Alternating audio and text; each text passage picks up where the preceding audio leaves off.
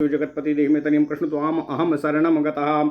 अथ श्री वायु महापुराण पंचदशो अध्याय पाशुपत योग निरूपणम। ओम नमः शिवाय। वायुर्वाच चतुर्दश विधम हेतु बुद्धया संसार मंडलम तथा समार भवेत कर्मो संसार भय पीडितः ततः स्मरति संसारं चक्रेण परिवर्तितः तस्मात्तु सततं मुक्तो ध्यान तत्परयुञ्जकः तथा समारभेद्योगं यथात्मानं सा पश्यति एष आद्यः परं ज्योतिरेष सेतुरनुत्तमः बिभ्रधो ह्येष भूतानां नासं वेदश्च शाश्वतः तदेनं सेतुमात्मानम् अग्निं विश्वतो मुखं हृदिस्थं सर्वभूतानामुपासीतो विधानवितो हुत्वाष्टावाहुति सम्यक् शुचिस्तदो गतमानसः वैश्वानरं हृदिस्थं तु यथा वदनु पूर्वसः अपः पूर्वम् असकृत्परास्य त्रसिणीं भूत्वा उपासते प्राणायेति ततस्तस्य प्रथमाह्याहुतिः स्मृता अपानाय द्वितीया तु समानायेति चापराः उदानाय चतुर्थीति व्यानाय चेत् उदानाय चतुर्थीति व्यानायेति चा पंचमी स्वाहाकारय परे हुत्वा शेषम भुञ्जीत कामतः अपः पुनः सकृत्प्रास्य उत्त्राचम्य हृदयं स्पृशेतो प्राणानां ग्रन्थिरस्यात्मा रुद्रो ह्यात्मा विशान्तकः सा रुद्रो ह्यात्मनः प्राणा एव माप्याययेत् स्वयं त्वं देवानामपि ज्येष्ठो उग्रस्त्वं चतुरो वृषा मृत्युघ्नोऽसि त्वमस्मभ्यं भद्रमेतद्भुतं हविः एवं हृदयमालभ्य पदाङ्गुष्ठे तु दक्षिणे विश्राव्य दक्षिणं पाणिं नाभिं वै पाणिना स्पृशेतो ततः पुनरुपस्पृश्य चात्मानमभिसंस्पृशेतो अक्षिणी नासिका श्रोत्रं हृदयं च शिर एव च द्वावात्मानावुभावेतो प्राणापानावुदाहृतौ तयोः प्राणोऽन्तरात्मस्य गाह्योपानोत उच्यते अन्नं प्राणास्तथा पानं मृत्युर्जीवितमेव च। ओम नमः शिवाय। अन्नं ब्रह्म च विज्ञेयं प्रजानां प्रसवस्तथा अन्नाद् भूतानि जायन्ते स्थितिरन्नेन चेष्यते वर्धन्ते तेन भूतानि तस्मादन्नं तदुच्यते तदेवाग्नौ हुतं ह्यान्यं भुञ्जते देवदानवाः गन्धर्व यक्ष रक्षांसि पिशाचाश्चान्यमेव हि। ओम नमः शिवाय। ओम नमः शिवाय। ओम नमः शिवाय। ओम नमो भगवते वासुदेवाय। ओम देवकी सुत गोविंद वासुदेव जगत्पति देहि में तनियम कृष्ण त्वाम अहम शरणं गतः। अथ श्री वायु पुराण पंचदशो अध्याय पाशुपत योग निरूपणम। ओम नमः शिवाय। वायुदेव जी बोले, हे ऋषियों, संसार भय में भीत मनुष्य इन 14 संसार मंडल को समझते हुए सत्कर्म आचरण में समासक्त हो तभी वह संसार की आसारता को समझ सकता है। कालचक्र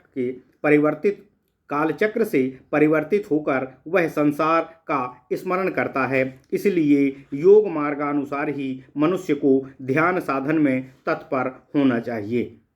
वह यत्नपूर्वक इस प्रकार ध्यानासक्त हो जिससे उसे आत्मदर्शन संभव हो जाए। यह आत्मा ही आद्या परम व्यक्ति है। यह ही संसार सागर को पार करने का अत्युत्तम सेतु है। इसके ही वर्धित अर्थात प्रकाशमान होने पर जीवों का आवागमन सदा के लिए निवृत्त हो जाता है, अर्थात वह जन्म मृत्यु से मुक्ति प्राप्त कर लेता है। इसलिए उस विश्वतोमुख अग्निस्वरूप सेतुरूपी सर्वभूतों के हृदयस्थ आत्मा की विधान पूर्वक योगी को सम्यक उपासना करनी चाहिए। हे ऋषियों, पवित्र एवं दत्त चित्त होकर साधक हृदय में स्थित उसे अग्नि में यथाविधि 8 आहुतियां देकर एक बार आचमन करके मौन होकर उपासना में प्रवृत्त होना चाहिए। पहली आहुति प्राण के लिए, द्वितीय अपान के लिए, तृतीय समान के लिए, चतुर्थ उदान के लिए, पांचवीं व्यान के लिए देनी चाहिए। सभी के अंत में स्वाहा शब्द जोड़ना चाहिए। इसके पश्चात इच्छा अनुसार अवशेष अन्न का भोजन करे। फिर 3 बार जल का सेवन कर 3 बार आचमन करे। आचमन के अंत में हृदय का स्पर्श करे। मंत्र इस प्रकार है: आत्मा ही प्राण की ग्रंथि है, सर्व संहारकर्ता रुद्रदेव ही आत्मा स्वरूप हैं, वे ही आत्माभूत मेरे प्राणों को तृप्ति प्रदान करें। आप देवताओं में ज्येष्ठ हैं, आप उग्र, चतुर तथा वृषवाहन हैं, आप हम सबकी मृत्यु के नाशक हैं। यह मैंने आपके निमित्त उत्तम हवि का होम वर्णन किया है। इस प्रकार हृदय का स्पर्श करें तथा दाहिने पैर के अंगूठे को दाहिने हाथ से छुआ दें। नाभि का स्पर्श करें, फिर आचमन कर आत्मा का स्पर्श करें। दोनों नेत्र, नासिका, दोनों कान, हृदय तथा मस्तक का स्पर्श करें। प्राण तथा अपान इन दोनों को आत्मा कहा गया है। उनमें से प्राण अंतरात्मा तथा अपान बहिरात्मा है। अन्य ही प्राण तथा जीवन है। अन्न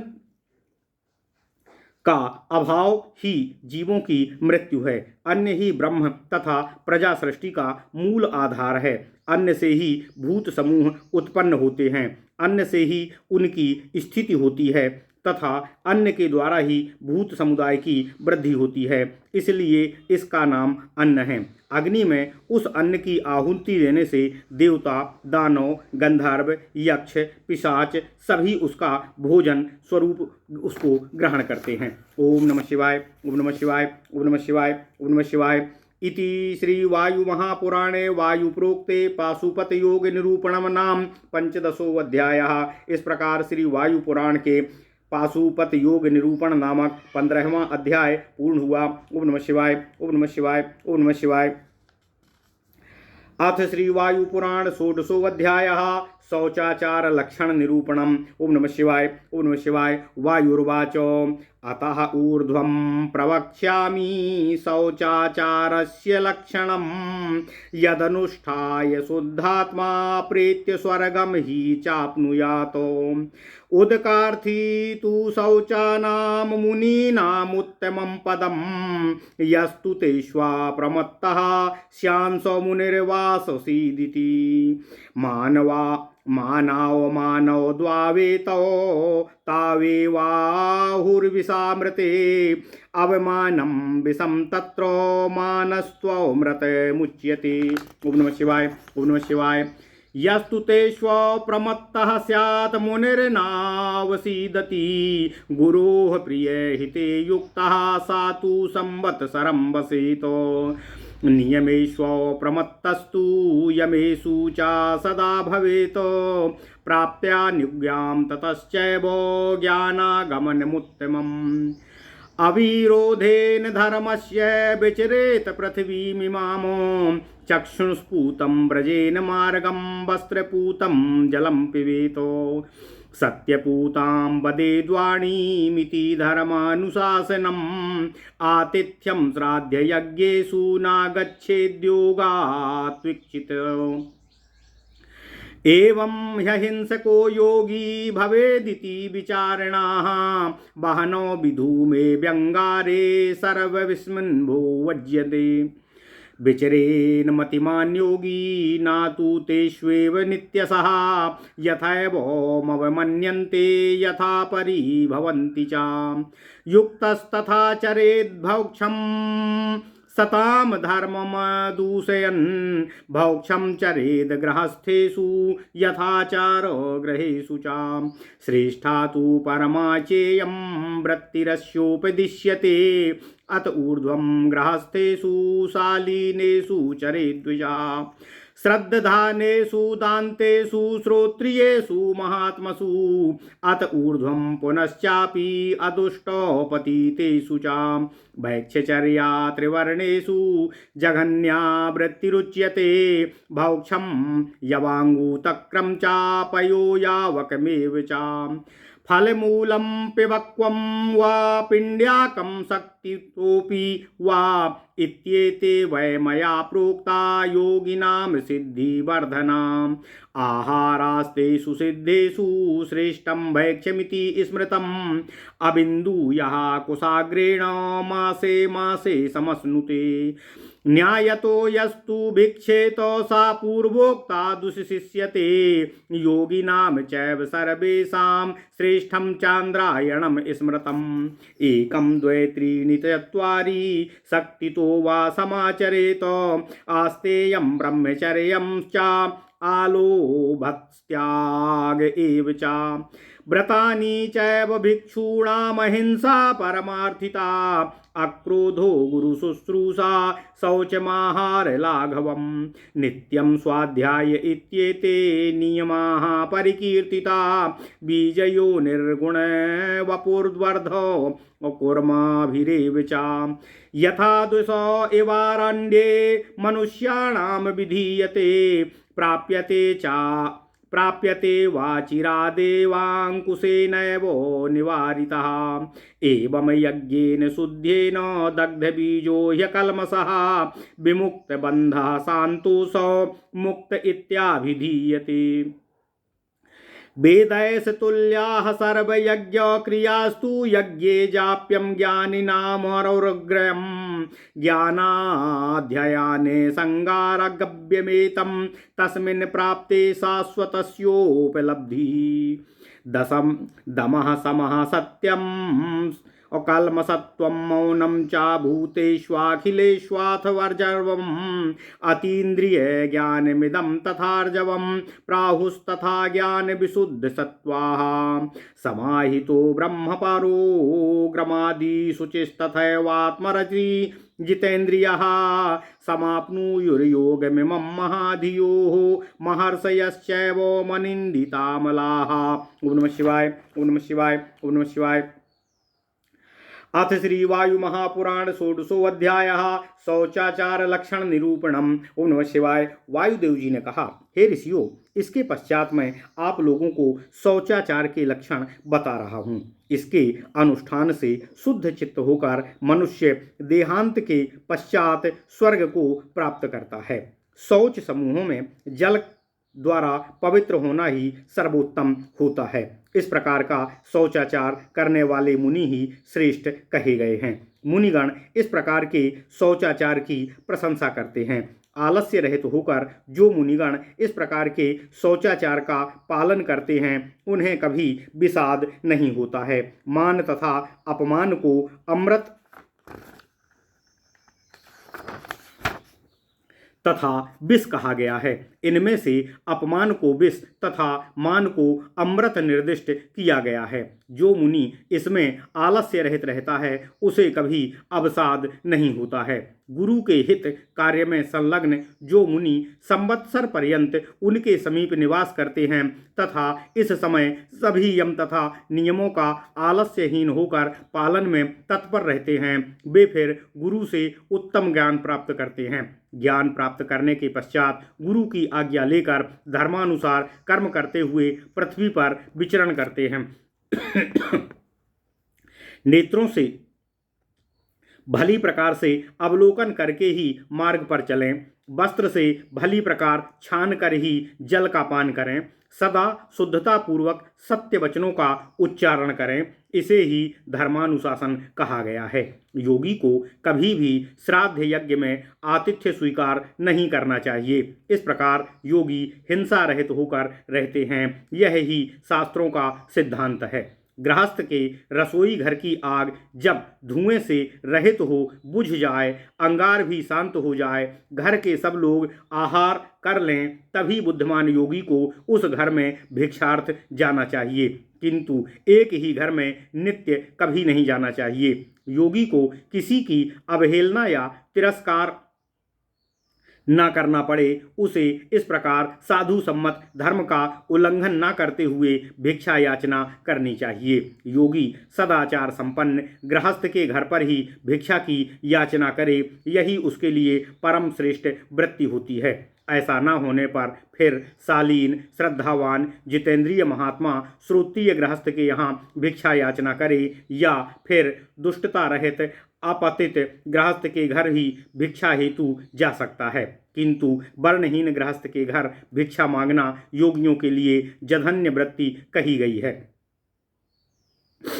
भिक्षा में प्राप्त वस्तु यवाग, तक्र, दुग्ध, यावक, अपक्व, फल मूल, पिंड्याक अथवा शक्ति के अनुसार दी गई अन्य सामग्री, ये सभी योगी के लिए कार्यपूर्णता स्वरूप होते हैं। यह मैंने योगियों के सिद्धिदायक आहार के विषय में आप लोगों को बताया है।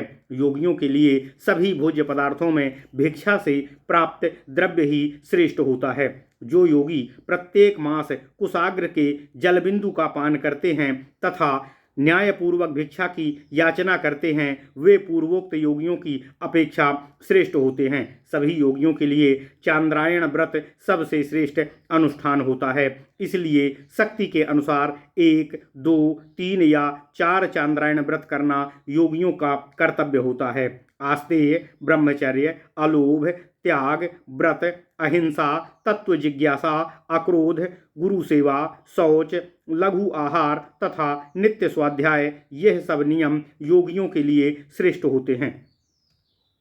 जंगली हाथी जिस प्रकार अंकुश के आघात से अधीन तथा शांत होकर शीघ्र ही मनुष्य के वशीभूत हो जाता है, उसी प्रकार कर्म बीजोत्पन्न गुणमय अर्थात कर्मबद्ध जीव विशुद्ध ज्ञान योग द्वारा दग्ध बीज होकर निष्पाप तथा शांत हो जाता है।